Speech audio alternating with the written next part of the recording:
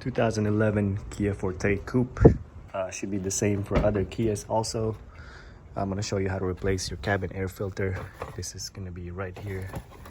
That's the part number. So you open the glove box. You got two stoppers right here. One, and you have one right here. So you just twist this like that. And then you pull it out. Same for this side right here.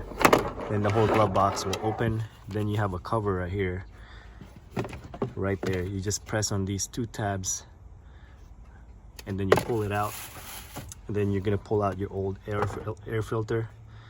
Then the new one goes in this way, so you have the arrow pointing down for the airflow.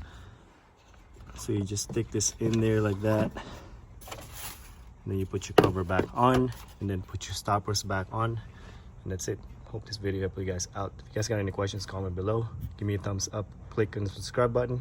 And again, thanks for watching.